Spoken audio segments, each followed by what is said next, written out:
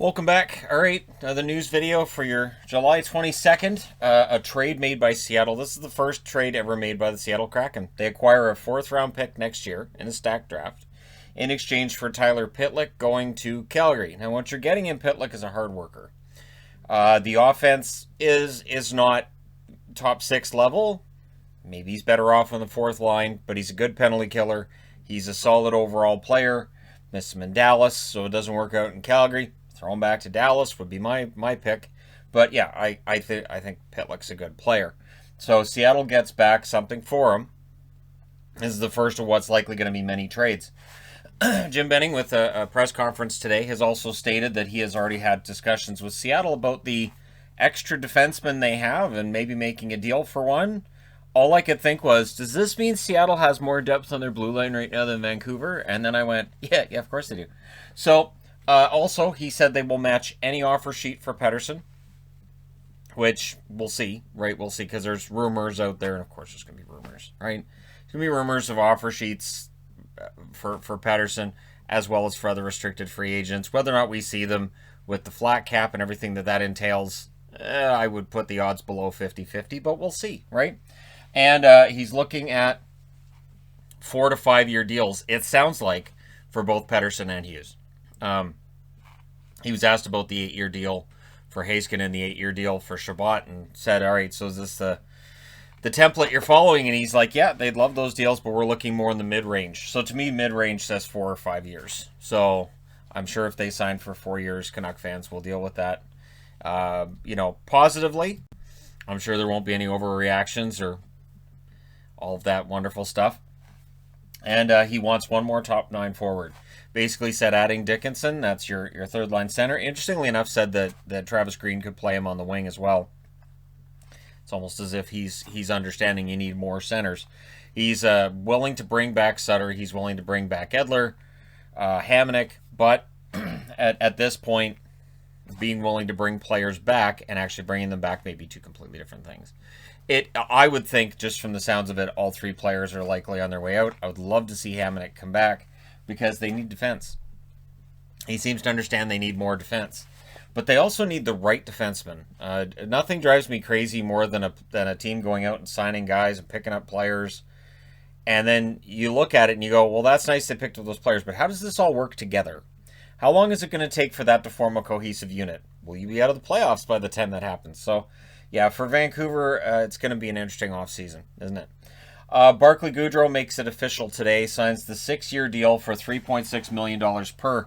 And again, I think it's curious that this leaked out during the period of time where Seattle was supposed to have exclusive negotiating rights with any unrestricted or restricted free agent who wasn't protected in the draft. So I think it was a Rangers oopsie. I think it was a Chris Drury oopsie that the NHL quickly said, you're not supposed to be negotiating. That's what I think anyways. That's just me, because apparently they sent out that notice after. No harm, no foul. I don't think he would have been the pick from San Jose anyways over Blackwell, even if he'd had a contract attached. I think they're still going with Colin Blackwell, who has yet to be traded back to the Rangers, which was the rumor. Taylor Hall is rumored to be signing a 4-year deal with the Boston Bruins. Can we bring these bad boys back? We do. We need this back as a third jersey, just to remind fans why they hated it. But yeah, 4-year deal, $6 million a season. I think that's fine. It's a lower cap hit than what he had last season. And it may very well coax David Krejci to come back on a 1 or 2 year deal for probably less money than he would make on the market, and help Boston keep that second line together. So that's where you have your fingers crossed if you're a Bruins fan today, that maybe this brings back Krejci, and then they can look at addressing their problems on the blue line, namely depth. Yeah.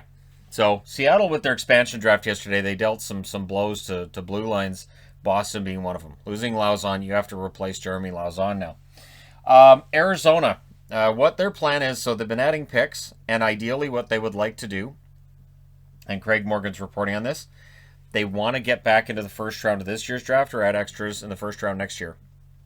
So that's the plan, is to use the picks they've been getting to entice other teams to part with a first rounder. And or you just have those extra picks, right? But Arizona wants to make up for those loss of picks in the whole You're not supposed to be scouting them at this point. You're not supposed to be doing all this stuff. What are you doing? The after effects of the John Chayka affair that went down. So yeah, Arizona's trying to get back into the first round here, and adding, with Gostisbehere and Ladd, they're adding players as well. Aaron Ekblad. Bill Zito is reporting that Ekblad is expected to be back in camp and 100%. The Hawks are also reporting that Alex Nylander should be back in 100% as well in time for camp. So this is where we start seeing that question getting asked. So who's going to be back in time for camp? And most players should be. There will be some exceptions, but most players should be.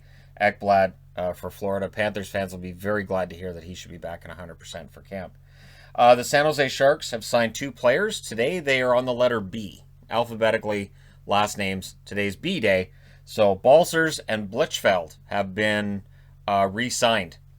And so it's 2-year deal, $1.5 million cap hit, $1.55 million cap hit for Rudolph Balcers. And for Joachim Blichfeld, Blichfeld gets a 1-year, $750,000 deal. So I always want to say Blichfeld, and I have to catch myself that there's no I in it. It's not field, it's Feld. So there you go. $750,000 for Blichfeld, and we'll see tomorrow if they get the C's done, if there are any C's that they need to get done. The buyout deadline, remember, there's still buyouts that are going to be coming. There are likely GMs working the phones right now, wanting to get rid of some money.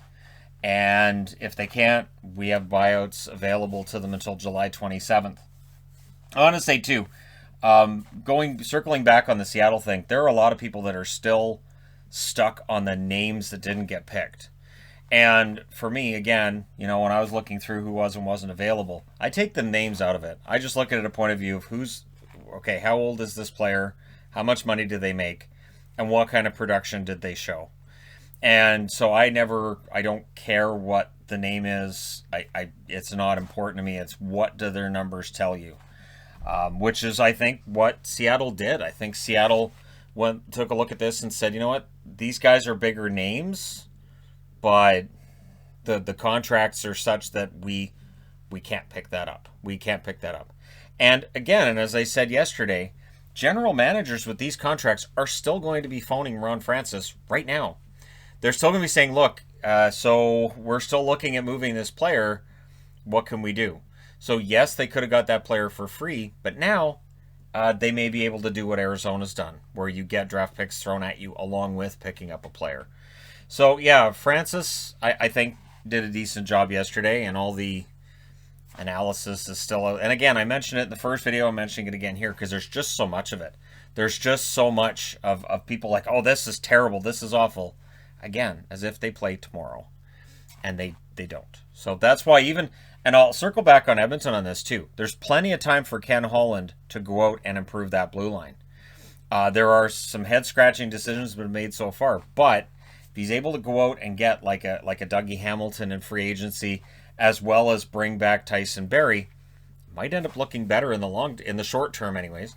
And so we'll see. But there's a lot of discussions about who may or may not be moving where, and I may very well be doing another video soonish. But it feels like it's calmed down a little bit for now. We'll see if it speeds up again and we get more deals done before the end of the day. But I'm kind of assuming I now have some time to, do other stuff and maybe throw together another video, just kind of a fun video. But we'll see. Let me know your thoughts in the comment section below, as always. Don't forget to hit like and subscribe. If you're browsing your way through, you just happened upon this video. Thank you guys so much for watching, for all your support. I will talk to you again soon.